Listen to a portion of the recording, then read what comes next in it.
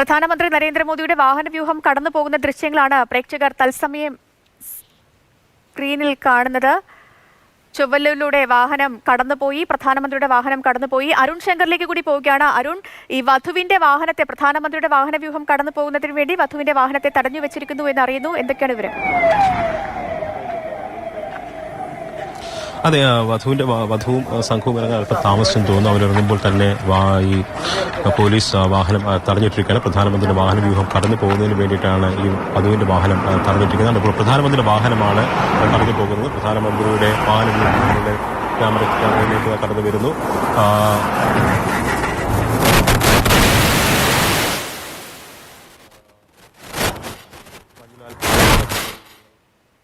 പ്രധാനമന്ത്രിയുടെ വാഹനവ്യൂഹം ഇപ്പോൾ പോയിരിക്കുകയാണ്. അല്പസമയത്തിന് വധുവിന്റെ വാഹനവും ക്ഷേത്രത്തിലേക്ക് കടത്തിവിടും. ഏതാനും നിമിഷങ്ങളിലും തന്നെ അദ്ദേഹം ഗുരുവായൂർ ക്ഷേത്രത്തിലെത്തും. പ്രധാനമന്ത്രിയുടെ വാഹനവ്യൂഹം ഗുരുവായൂർ ക്ഷേത്ര നടയിലേക്ക് പോകുന്നു. അതിന്റെ തത്സമയ ദൃശ്യങ്ങളാണ് പ്രേക്ഷകർ കാണുന്നത്. മഞ്ചുളാൽ ഭാഗത്ത് നിന്നുള്ള ദൃശ്യങ്ങൾ. ഗുരുവായൂർ ക്ഷേത്രത്തിലേക്ക് പോകുന്നു. 5 മിനിറ്റിൽ അദ്ദേഹം ഗുരുവായൂർ ക്ഷേത്രത്തിലേക്ക് എത്തും എന്നാണ് പ്രതീക്ഷിക്കുന്നത്. അവിടെ വിശേഷാൽ പൂജകളുണ്ട് പ്രധാനമന്ത്രിക്കായി.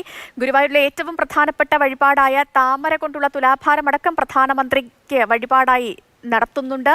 അതിനൊക്കെ ശേഷമായിരിക്കും പ്രധാനമന്ത്രി സുരേഷ് ഗോപിയുടെ മകളുടെ വിവാഹത്തിൽ പങ്കെടുക്കുക. ഒപ്പം തന്നെ 30 വധൂവരന്മാരെ അദ്ദേഹം ആശീർവദിക്കുകയും ചെയ്യും. ക്രമീകരണങ്ങളെല്ലാം ശക്തമാണ്, സുരക്ഷാ വിന്യാസമൊക്കെ ശക്തമാണ്. അരുൺ അമർനാഥിലേക്ക് കൂടി പോകുന്നു. അരുൺ, ചൊവ്വല്ലൂർ വഴി പ്രധാനമന്ത്രിയുടെ വാഹനവ്യൂഹം കടന്നുപോയി എന്ന് മനസ്സിലാക്കുന്നു. അങ്ങനെ തന്നെയല്ലേ?